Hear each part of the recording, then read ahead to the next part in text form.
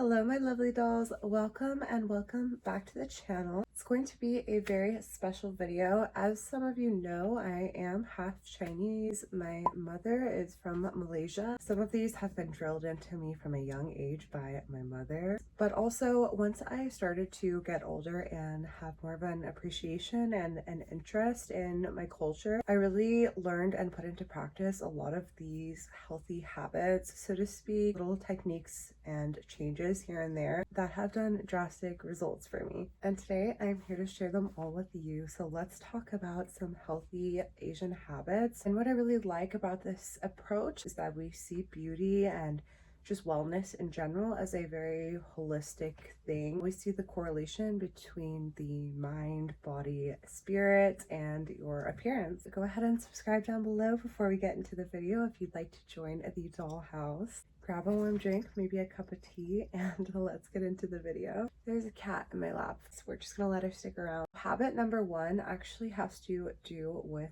what you drink and also how you drink it. I'm a huge avid tea drinker, especially herbal teas. As you can see in here, there is a mixture of goji berries and ginger, red date, mulberry, and these are all very whole ingredients, very much known to be beauty enhancers for women because they are packed with vitamin C, antioxidants. Hot tea and hot drinks in general are very much a staple in Chinese culture. This is not random at all. In traditional Chinese medicine, you can think of your stomach as a stove. So you want to be feeding it things that are going to be hot or warm. So I drink a lot of water, but I'm always drinking hot water or hot tea, especially first thing in the morning. It's very important to wake up and have a cup of hot water. If I do have a coffee or something like that after, I will always start with a cup of hot water to help start your digestion very gently. And herbal teas can just really help support your skin health and your overall body health, your gut health, as well as your mind and so many other amazing things. So ingredients like jujube, goji berry, and drinking green teas is very much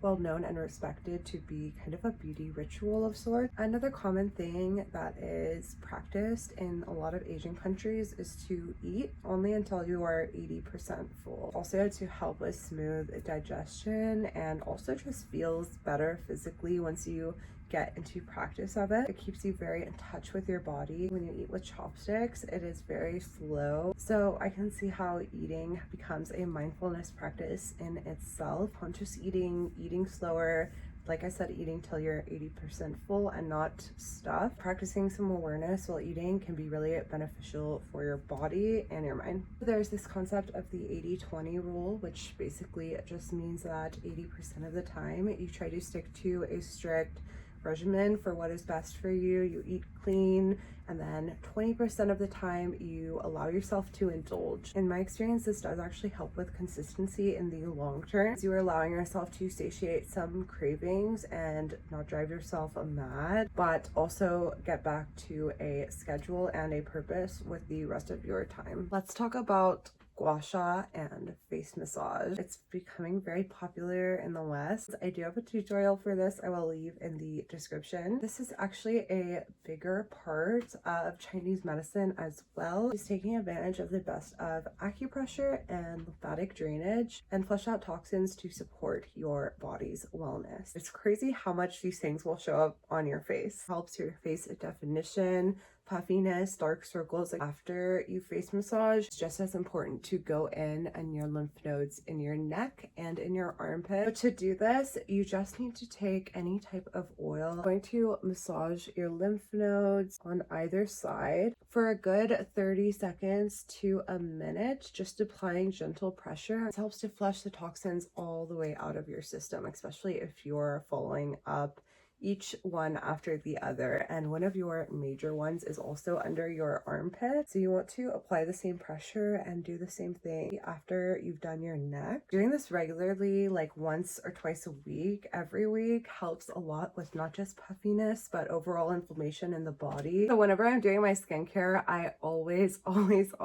move everything up and out or apply my creams in an upwards and outwards motion. Same with your neck. You always want to apply things upwards and never downwards. You want to think this as fighting against gravity. A lot of Asian people have this ingrained into them, and you'll notice they have beautiful, beautiful skin even late into life. One of the best skincare and anti-aging habits us Asian people have ingrained into us as well. Never ever leaving the house without sun protection. We really take this seriously. Applying every 2 to 3 hours. Notice when you go to China or Japan, there are people with umbrellas even in the very hot sun, and this is precisely to protect themselves. Even your Asian aunties that love to wear sun hats and long sleeves in the sun, this, I promise you, may look silly, but it has helped them age gracefully, and it is best to pick up the earlier the better. Another also kind of random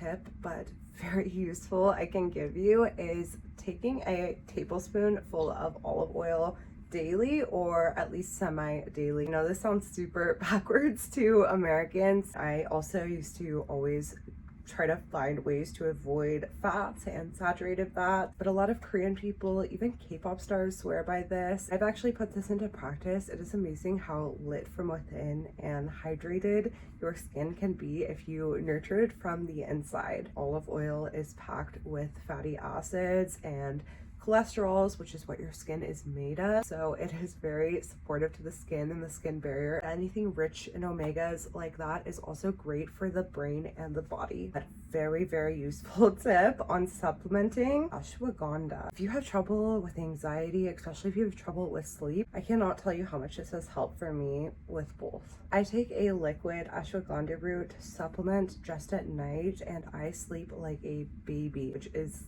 a miracle for someone like me. This is actually an adaptogen, which is known to help lower your cholesterol and help you manage stress. And stress is such a major factor in our appearance and our beauty. Anything you can do to lower cortisol in the long run is insanely helpful for your appearance. The other part of that is getting a lot of sleep and getting good quality of sleep. I don't know about you, but my Asian relatives take their beauty sleep so seriously. Not only does it help you combat stress and help your brain, all your cells, your skin cells, your body is regenerating at night. So it makes sense that you want a lot of sleep and the best quality of sleep in order to stay beautiful for a long time. And I'll leave you with one more. If you notice the way they do their makeup in Asia, it is very much on the lighter hand. Especially face makeup, the focus is much more on skincare and prevention than correcting with makeup. And I think this routine of good skin prep always and like light spot concealing, light powder in certain areas is so universally flattering and also amazing for your skin in the long run. A lot of Asian people will not even wear a lot of makeup or any makeup on a day-to-day basis, and I think this is what allows